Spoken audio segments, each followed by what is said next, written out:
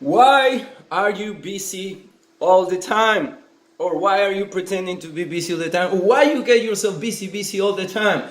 Busy wife, busy husband, or independent busy woman, or alpha male busy, doesn't matter. The, the real reason, and in most of the cases, the main reason why you wanna be busy all the time is because you wanna avoid yourself. Why you want to avoid yourself? Because you don't love yourself. Why you don't love yourself? Because you don't know yourself. But why you don't know yourself? Because you haven't taken the time to study who you really are. So all you have right now are ideals, manufactured ideas of who you are. Is your ego. And right now your ego might be saying, "Hey, those guys are gonna..." Is still your ego. Your ego is the one that goes after ideas to achieve goals so you can be somebody. Why am I telling you this? Because I've done it all my life. I'll give you a quick example. When I was a kid, I grew up with a brother that was very disturbing. He couldn't stay still. He didn't know what was peace. And on top of that, he was a very heavy joker. So, and I'm the opposite. I need to be in a peaceful environment so I can learn and develop myself. So what did I did? Since I was a kid, to cope with this situation, since my parents didn't cope with it because they thought, oh, those are kids stuff. So what did I did? I developed a strategy to cope with my brother. What was the strategy? Get busy. So every time I could, I will get into any activity outside to be away from him. Every time I could, I closed my room. If and don't take me wrong, sometimes I enjoy being with him, but it was too much.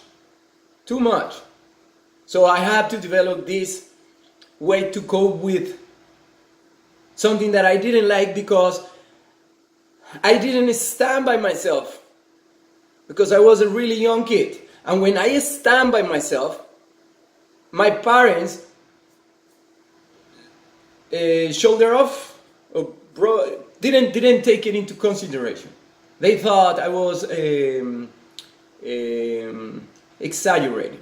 I was because this guy was creating this harmony in my life all the time. So, and that coping mechanism stayed with me all my life. Every time. So to cope with him, I started going away to play soccer. I found an environment where I could express myself and I could find peace inside this scene, or the soccer environment, soccer structure. So I cope with, I got busy. So I got busy all the time. I went to school, and in the afternoons, I went to practices away from this harmony. That's how I cope with it. After achieving one goal and becoming professional player, and noticing that I wasn't feeling fulfilled, and noticing that my potential was at risk in that environment, because it wasn't offering me opportunities to keep progressing. So it doesn't matter the reason. The important thing is, then I quit this harmony. I didn't know what to do. Then what I do? Get busy. So, and then I achieved whatever I wanted to achieve, because, to be honest, all the goals that I set, I achieved them. But every time I got to the goal, I needed to get busy again. And yeah, I love entertaining, because that's the other way to get busy. So I use it too. I went to entertain myself. I took those courses over there. I have relationships to get busy. So I went and have relationships. And I get busy all the time. So the main reason you're very busy is because you don't want to deal with what's inside. And what is inside most of the time comes from your childhood, before 12 years old. but you're not 12 years old anymore.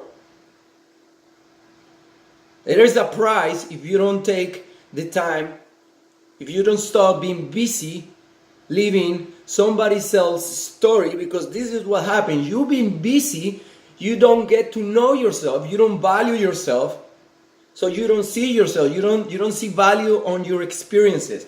Because you don't see value in your experiences, then the only thing you're doing right now to avoid coping with yourself is to be part of somebody else's story, which is not bad.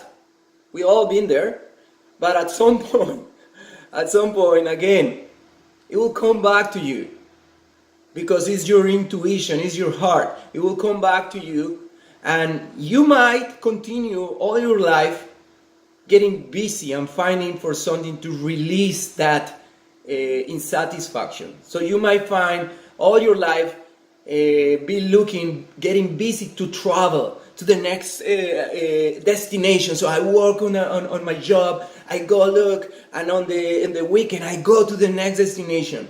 So I go hiking, I go shopping, I go the next morning, the next 6 months I'm gonna travel, so I go traveling. That's another way to be busy, to running away from yourself. It's not because it is bad to travel. No, it's fantastic to entertain yourself. It's great. But you're coming back always to the same issue, to be part of somebody's story, and to be busy to avoid knowing yourself. And the crucial part, one of the crucial parts, there is a lot of crucial parts, but I want you to understand this. If you don't deal with any disposition that doesn't allow you to see who you are, to see your potential, to value your own story, your own experiences, that disposition, that lack of confidence, that low self-esteem, that addiction, that sexual addiction, that anything you have, any disposition will be passed on to your kid. Because somebody needs to break that pattern. Once you break that pattern, a new world will come. So right now you're in a pattern of going from 9 to 5, going back home, get busy with your kids, or get busy with social activities such as taking a course or going for drinks with friends. On the weekend you get busy. Every time you go and say yes to your friends, you're saying no to yourself. Keep that in mind. You can't keep going like this. And it's not bad. I'm not saying it's bad. But your absence will be detrimental to your legacy. Your absence will be detrimental for your kids. Your inability to respond to your own ability to be responsible and say, yes, I need to deal with this because I'm great, but I can be greatest. Your complacent, your satisfaction of being part of somebody's story and not using your own story to power your own kingdom, it will have a cost. I already told you one. That disposition that you're not dealing with will be passed to your kid. Second one, your kingdom is weak. That's why, in many cases, probably not you, but somebody you know, people doesn't want to go home. People doesn't want to stop because it hurts.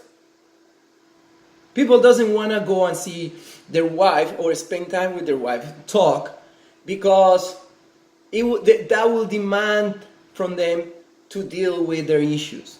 So let's get busy. Let's do something. And getting busy can be with your wife. Beautiful queen, beautiful king. You need that. You deserve this. You deserve it because you're very valuable. You deserve to take the time to debrief your story, to debrief your experiences, to see value in yourself, to love yourself. Because the real joy, the real peace only comes from within. It doesn't come from outside. So you can keep busy chasing outside. This job, this next destination, this next fan, now I'm gonna have a baby, now I'm gonna do this. Believe me, it will still be there when you come because you're not dealing with it. I am taking the time now to deal with it, and it's not easy because your ego will want to hold back to the old one. But when you start breaking old patterns, new worlds come out. New worlds, new you, newborn.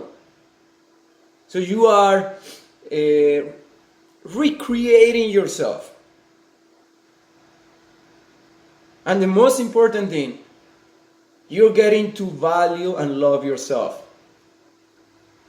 You're getting to know who you are, which ones are your attributes. If you go and debrief, you're going to notice how you deal with things. And that will give you clarity, and that clarity will give you the confidence to say, okay, my story is valuable. I want to monetize that. And then you're going to have value, because right now, being part of somebody else's story, doesn't matter how much are you making, 100K, 200K, doesn't matter. You are part of somebody else's story. You don't have any value. Doesn't matter if the corporation gives you a nice car. It keeps you happy with a nice party at the end of the year. Or a trip so you can learn. They're just luring you away from you.